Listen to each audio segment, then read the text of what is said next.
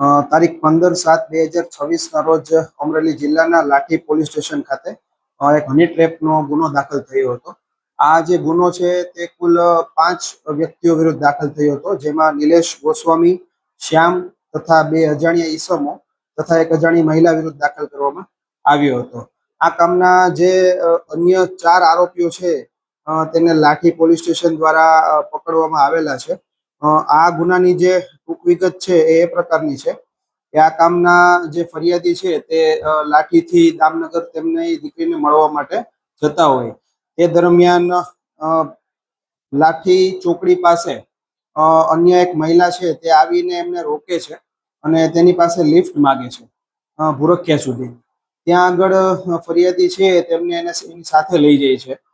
ભૂરખિયા દરવાજા પહોંચ્યા એની સાથે અન્ય 4 વ્યક્તિઓ એક 4 વ્હીલ ગાડીમાંથી આવે છે, તેમને રોકે છે અને તેમની સાથે બળજબરીપૂર્વક તેમને ઢીકાપાટાનો માર મારે છે અને તેના ઉપર આક્ષેપ કરે છે કે આ મહિલાને તમે કેમ બેસાડી અને તું અમને ખંડણી નહીં આપતો તારા વિરુદ્ધ અમે ખોટો બળાત્કારનો કેસ કરી અને તને આમાં સંડોવી દઈશું. આમ કરી અને ફરિયાદી પાસે આ કામના જે 5 આરોપીઓ છે તેમના દ્વારા 2.5 લાખ રૂપિયાની ખંડણી માંગવામાં આવી હતી.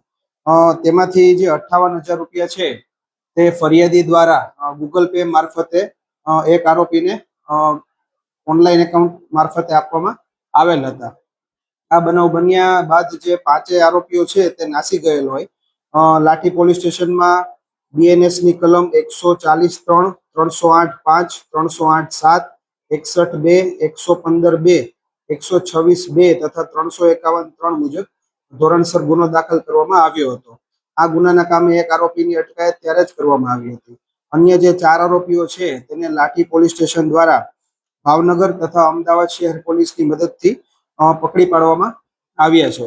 જે 4 આરોપીઓ છે તેનું નામ છે ઘનશ્યામભાઈ ધીરુભાઈ લાઠિયા, નિલેશભાઈ અશોકભાઈ ગોસ્વામી, રાજેશભાઈ ઉર્ફે રાજુ ભીખાભાઈ કાથરોટિયા, હેતલબેન વાઇફ ઓફ નરેશભાઈ સોરઠિયા. આ 4 આરોપીઓને પોલીસ દ્વારા પકડવામાં આવ્યા છે. આ કામના જે આરોપીના જે મુદ્દામાલ જે છે 58,000 રૂપિયા પૂરેપૂરા પોલીસ દ્વારા રિકવર કરવામાં આવ્યા છે. તદુપરાંત એમના જે 4 મોબાઈલ ફોન છે તથા જે 4 વ્હીલનો ઉપયોગ કરવામાં આવ્યો હતો તે તમામ વસ્તુ પોલીસ દ્વારા કબજે કરવામાં આવી છે. આ જે આરોપીઓ છે તેનો ગુનાહિત ઇતિહાસ ખૂબ જ વિશાળ છે. આરોપી ઘનશ્યામ લાઠિયા વિરુદ્ધ કુલ 7 ગુનાઓ દાખલ ભૂતકાળમાં થયેલા છે. આરોપી નિલેશ ગોસ્વામી વિરુદ્ધ 4 ગુના દાખલ થયેલા છે. આરોપી રાજેશ ઉર્ફે રાજુ કાથરોટિયા વિરુદ્ધ 4 ગુના દાખલ થયા છે. આમ ગુનાહિત ઇતિહાસ ધરાવતા હોય આ કામના જે આરોપીઓ છે તેમની એમઓ એ પ્રકારની છે કે સુરતના આરોપીઓ મૂળ છે. એ લોકો મહિલાઓને સંપર્ક કરી અને અલગ અલગ જગ્યાએ આવી રીતે હની ટ્રેપ કરવા માટે તેમને સહમતિ લઈ અને આવી રીતે અલગ અલગ ફરિયાદીઓની હની ટ્રેપ કરતા રહે છે અને આમના વિરુદ્ધ ખૂબ જ ગંભીર ગુનાઓ દાખલ થયેલા છે. આગળની તપાસ છે હાલ ચાલુ છે.